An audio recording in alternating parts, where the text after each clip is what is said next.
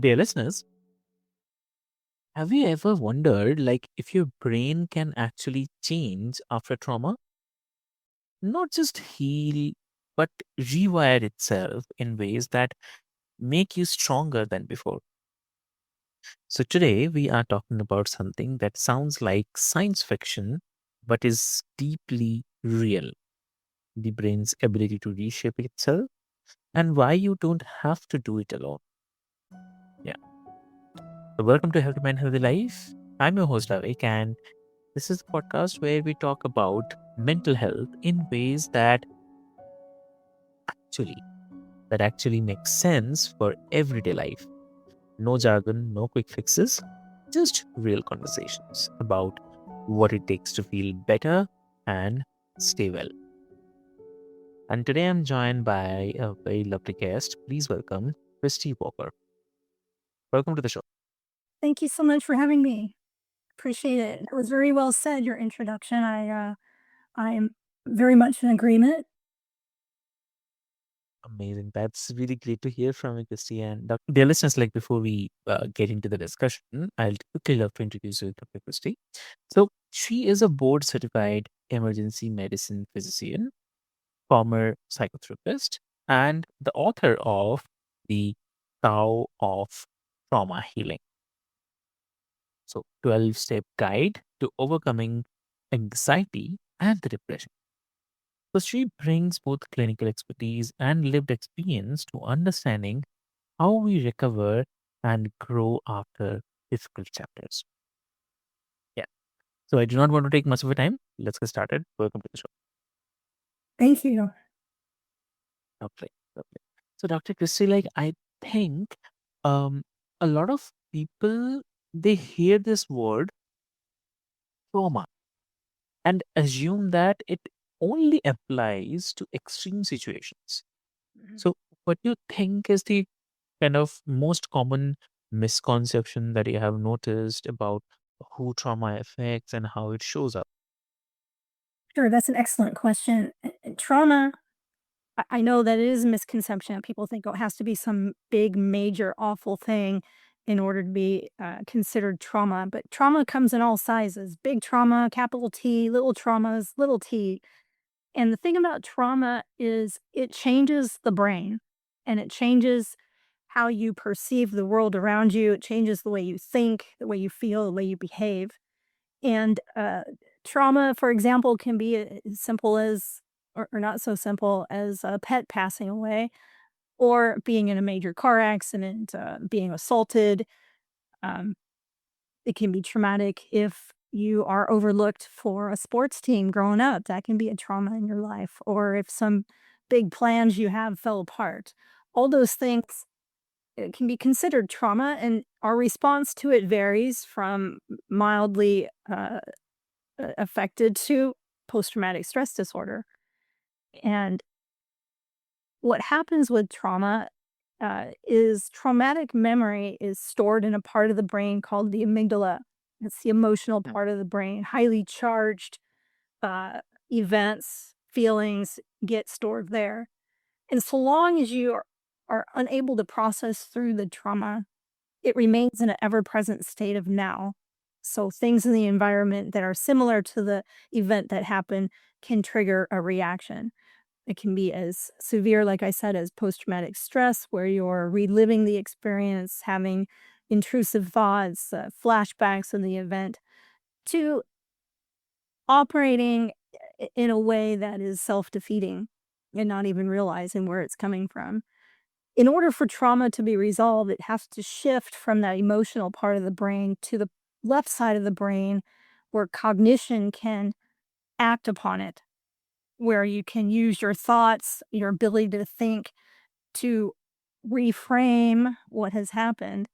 And I created a process that kind of combines a little bit of cognitive behavioral therapy, neuro linguistic program, uh, uh, cognitive processing theory, some trauma related work, and I combined it into a way where you can actually walk through the trauma, where you face the trauma, you dip into the emotion just enough, pull out of the emotion, and you trace the feelings associated with the trauma. You then embrace the impact it's had on your life. You recognize that maybe you are constantly getting into relationships that are abusive or where you're not treated well as a result of your trauma. So you embrace the impact it's had in your life, and then you replace the template with a new template, and that's where neuroplasticity comes in. Mm. The ability of the brain to actually change the pathways that it uses to conceptualize the world, the pathways and how you respond to the environment and respond to your trauma. S- Exactly. Exactly. And mm, so I'll ask, like, I mean, when someone realizes their own experience might fit that broader definition. So what tends to shift for them? So you have to reprogram the brain. And one of the things I find in standard therapy that is lacking is actual concrete tools that let you reprogram the brain. There's a lot of talking about what happened, talking about the trauma, reliving the trauma, having feelings about the trauma. But all that does is reinforce the neural pathway of the trauma. And I know personally, I struggled for decades with depression and post traumatic stress disorder to the point where sometimes it was almost debilitating and made it very difficult to perform my job. Um, and I remember asking at my therapist one time, when am I going to get over this? When am I not going to be so easily triggered? And she says, well, you know, when the time is right, when you've processed through it enough. I'm like, well, what does that actually mean to process through it? She's like, well, you got to be able to talk about it and have it not be so emotionally charged. I'm like, yeah, but how do you do that? And there was never a really good answer at how to do that. It was just a lot of feelings and emotions and reliving, but no movement. Yeah, got it. So I knew there had to be a better way, you know, uh, and so I sought it out. I spent a year and a half doing research, reading everything that I could get my hands on, and then coming up with actual exercises to help that process of reprogramming the brain. For example, let's say your trauma left you feeling worthless. You have this belief system that you're worthless. Well, your brain is going to reinforce that belief system. You're going to have thoughts that reinforce that belief system. Those thoughts are going to trigger feelings. Those feelings are going to trigger actions. You repeat those actions, they become habits. And if it's a negative belief system that you're carrying, pretty much you're going to produce negative results. Mhm. So if you think you're worthless or you believe you're worthless, you think, oh, I don't deserve to be treated well, or this is as good as it gets, you're going to put up with a lot of things that otherwise you shouldn't put up with. You know, abusive behavior, for example, toward you, um, being talked down to, not excelling in work because you think you're worthless and why try? Why bother? My premise is that when you change that belief system to I am worthy, for example, then your thoughts are going to start to change. Your feelings are going to change. Your behaviors are going to change. So you ask yourself, well, how do you do that? Well, one technique I developed was a process where you do a brain dump of all the negative stuff you're thinking about yourself, identify how you feel, and then select a feeling that you would prefer. So, for example, if you feel um, sad and depressed, but you prefer to feel energized and happy, then you could pick an action that would lead you in that direction. So the action might be to walk around the block or to call a friend or Mm. to pick some flowers or something that moves you in a different direction and set that as your intention for the day. And then follow that with affirmations. So I have a whole exercise of affirmations and you read them to yourself out loud, whether you believe it or not. So, for example, to replace that thought, that belief that you're not worthy, you would put in as an affirmation, I am worthy. And you would read that to yourself every day. And the more you read that to yourself, the more the brain takes it in. It takes 28 days to create a new habit, but 90 days to create a new neural pathway. So it's going to take about 90 days for those affirmations to start to take hold. But as they take hold, you're going to find yourself operating in a whole different way, in a way that's self-affirming and productive and life-giving as opposed to the negative patterns that we often fall into. But it requires input because your brain operates on what it's told, Mm. and it doesn't know what's real or not real. It just knows what information you give it. So if you give it a new piece of information, it will incorporate it. And eventually, over time, that neural pathway will become the default. And instead of thinking and feeling that you're unworthy, you'll start to believe, hey, I'm worthy and I deserve to be treated well. And you won't put up with people who harm you or treat you poorly. But it requires retraining that basic programming.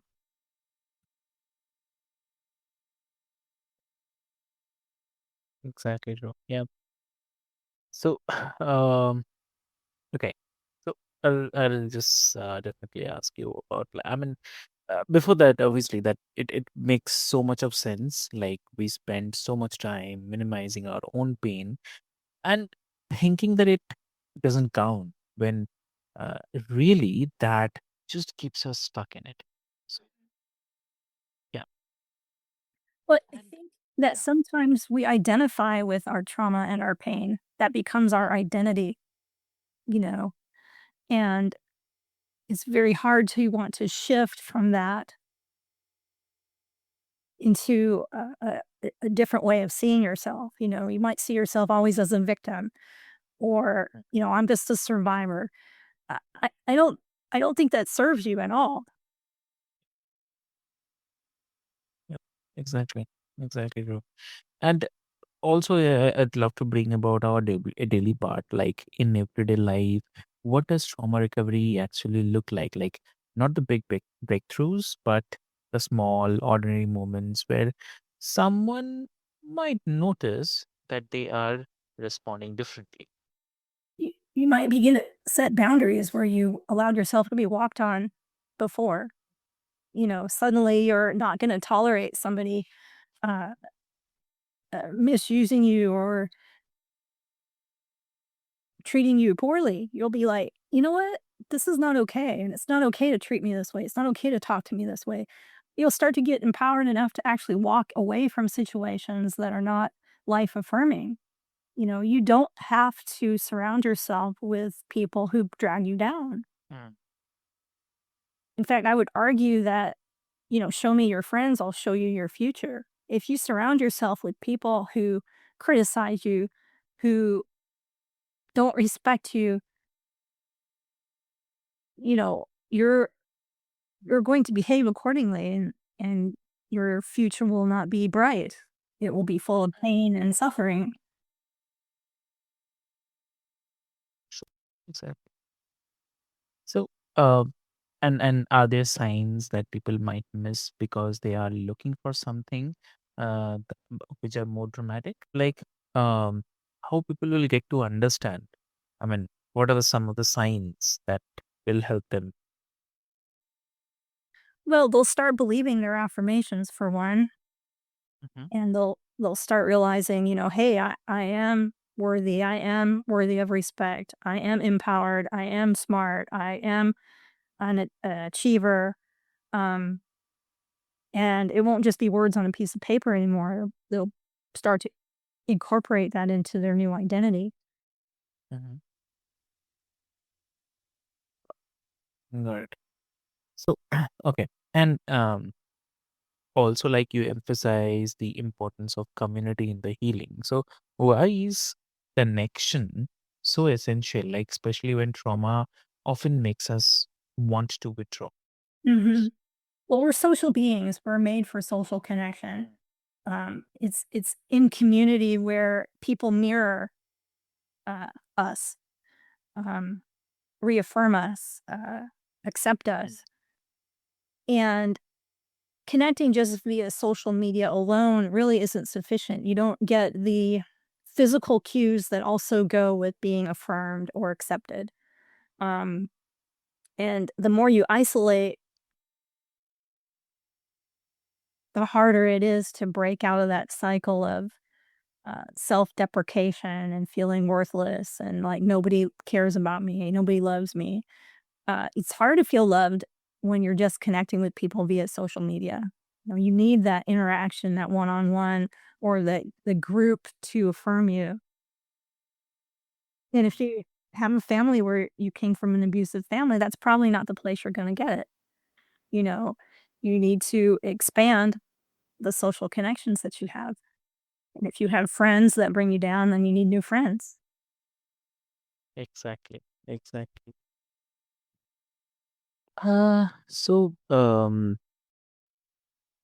like, what do you say to someone who, uh, wants to heal but feels like they don't have that kind of support around them right now? Mhm. What do you say? You got to start somewhere. And Yeah. changing the brain requires input and effort. So you can at least start with some of the brain training. And then you can look into community activities, perhaps something that you enjoy. Maybe it's pickleball and you develop a group of pickleball friends, or maybe it's church or some other kind of activity like that. Or maybe you take some classes that's, not necessarily to get a degree, but take some classes at community college just to be around people Mm. and interact and make some friends that way. People who are going somewhere. Got it.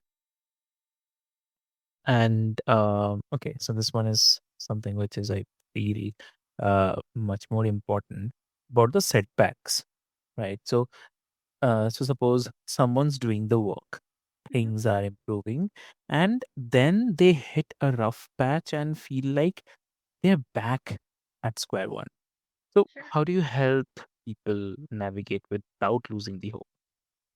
Yeah, you go back to one of the beginning in my book, each chapter kind of builds upon the one before. So you go back to the beginning, you go back to chapter 1, chapter 2, do some of the exercises there and just pick up and start over. And your response to the intervention will be much quicker because you practiced it. We're all going to have days where we slide back and aren't as far along as we thought we would be. You just pick up and start again. Mm, exactly. Exactly, bro. So I mean, if you have to give one advice to the listeners today, what will it be? Don't be afraid of change. Change can be good. And don't be afraid to do the work because it will Mm. produce results if you do it. Yeah, yeah, I totally agree with you. Change is always great because, I mean, it's a belief. What I believe is like whatever happens happens for something better. So yeah, so change is also something.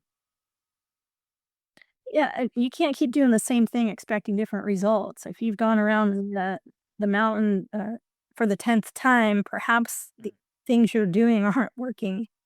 Yeah, Have to go and try exactly. something different. Yeah, that is true. Yeah, and if listeners wants to connect with you, how they can connect? So I do have a Facebook page. It's called The Tao of Trauma. It's T-A, The Tao of Trauma.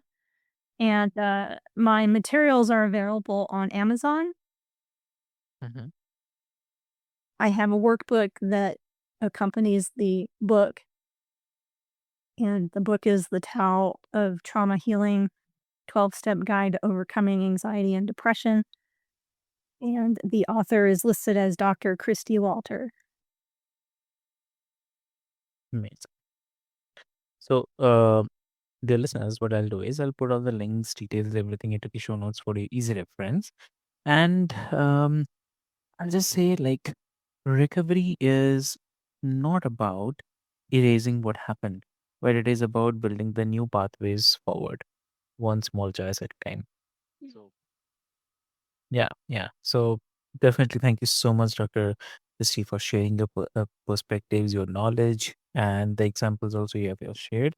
So, thank you so much for being here. And for all the listeners, like if you're listening right now, or maybe you'll be listening later, I hope that this conversation reminded you that your brain is more adaptable than you think. And that healing doesn't have to happen in isolation. So you don't need to have it all figured out.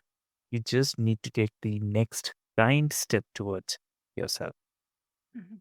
So I'm your host Avik, and this is Healthy Mind, Healthy Life. So take care of you, of that beautiful mind of yours, and I'll see you in the next one. Thank you so much. Thank you.